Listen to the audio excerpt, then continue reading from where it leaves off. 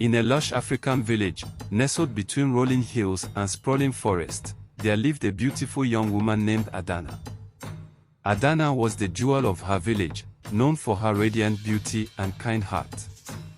She was beloved by all, her laughter a melody that brought joy to those around her. She lived a simple yet fulfilling life, helping her parents with their farm and participating in the vibrant community life of her village. One fateful day, during the annual village festival, Adana's life took an unexpected turn. The festival was a grand event, celebrated with traditional music, dance, and feasts. The villagers adorned themselves in colorful attire, and the air was filled with the aroma of delicious foods and the sound of drums. As Adana danced with her friends, her beauty caught the eye of a young, wealthy merchant named Chokudi. He was a stranger to the village, his arrival marked by the opulence of his attire and the mystery of his demeanor. Chokudi was tall and handsome, with eyes that seemed to hold secrets. He was immediately drawn to Adana, captivated by her grace and the kindness in her eyes. They exchanged glances, and it wasn't long before they were drawn together, their connection instant and deep. Chokudi courted Adana with unwavering determination, visiting her often and bringing gifts that reflected his wealth and thoughtfulness. He spoke of his adventures, his travels to distant lands, and his dreams of a prosperous future. Chokudi, tell me about the foreign markets you have been to. Do they really have spices from all over the world? Adana asked one day. Yes, Adana. The air is filled with the scent of cinnamon, cloves, and cardamom. It's a sight to behold, Chokudi replied, his eyes lighting up at the memory. Their courtship blossomed into a deep love, and soon, they were married in a grand celebration. The wedding was a sight to behold, with villagers from far and wide attending. The ceremony was filled with joyous music, vibrant dances, and heartfelt blessings from elders. Adana, resplendent in her traditional bridal attire, felt a mixture of excitement and nervousness as she embarked on this new journey. Adana moved to Chokudi's village, where her new life began.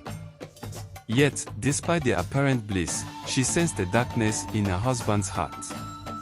Chokudi was often distant and carried a perpetual gloom, a stark contrast to his jovial demeanor at the festival. He would sit by the window, staring into the distance, lost in thoughts he never shared. Adana tried to cheer him up with her stories and songs, but his melancholy persisted. Chokudi, is something troubling you? You seem so distant, Adana asked, her concern evident in her voice. It's nothing, Adana. Just the burdens of business, Chokudi replied, avoiding her gaze. You can share your worries with me. We are in this together, Adana insisted, hoping to break through his silence. I know, my love. I know, Chokudi said, forcing a smile. Adana's curiosity grew into concern when she noticed a peculiar pattern. On nights when the moon was full, Chokudi would leave their home, disappearing into the darkness, only to return at dawn. He would offer vague excuses, speaking of business that needed attending to or meetings with traders. Each time she questioned him, he would evade her inquiries, leaving her more determined to uncover the truth. One fateful full moon night, driven by an unshakable resolve, Adana decided to follow Chokudi. She pretended to be asleep, waiting until she heard him leave. She trailed him into the dense forest, her heart pounding with fear and anticipation. The forest was thick and dark, the only light coming from the glowing full moon. Adana moved silently, keeping a safe distance, her breath hitching every time a twig snapped under her feet. Hidden behind a thick bush, she witnessed a sight that froze her in terror. Under the silver light of the moon, Chokudi's form twisted and contorted, his limbs elongating, his back hunching, and his face morphing into a monstrous visage. His clothes tore as he transformed into a creature of nightmare, a beast with glowing eyes, sharp fangs, and claws. Adana stifled a scream and fled back to their hut, her mind racing with shock and disbelief. When Chokudi returned, Adana confronted him, her voice trembling with fear. Reluctantly, he revealed his dark secret. As a mischievous boy, he had played a cruel prank on a witch who lived in his village.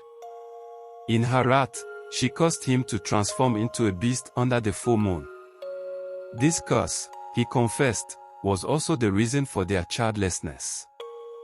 The witch's curse was a heavy burden, one that had haunted him for years, driving him to seek solace in the shadows.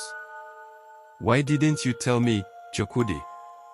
We could have faced this together," Adana asked, tears welling up in her eyes. "I feared losing you, Adana. The curse is my burden, not yours," Chokudi replied, his voice heavy with regret. "We are one, Chokudi. Your burdens are mine too," Adana said, her resolve strengthening. Determined to lift the curse and save their marriage, Adana proposed they seek help from a seer in her village. The seer, a wise and ancient man named Ikegu, was known for his profound knowledge and mystical abilities. He lived on the outskirts of the village, in a small hut surrounded by herbs and strange symbols. His eyes, though clouded with age, saw beyond the physical world. When Adana and Chokudi arrived at the seer's hut, they were greeted by the scent of burning incense and the sound of chanting. Ikegu listened to their plight with great attention, his wrinkled face reflecting a mixture of sympathy and contemplation. After a long silence, he revealed that the only way to break the curse was to perform an act of kindness for the witch who had cursed Chokudi. However, upon locating the witch's hut deep in the forest, they discovered she had passed away. In her place, they found a small, unkempt girl, living alone in the decaying hut. Her name was Obiajili, and she was the witch's little daughter. She was a forlorn figure, shunned by the village for her mother's actions. Moved by her plight, Adana and Chokudi decided to take her in, hoping that their act of kindness would break the curse. They brought her home, gave her clean clothes, and tried to make her feel welcome. Yet, though they welcomed her into their home, their hearts remained guarded. "Obiajili, you are safe with us now. We will take care of you," Adana said, smiling warmly. "Why are you helping me?"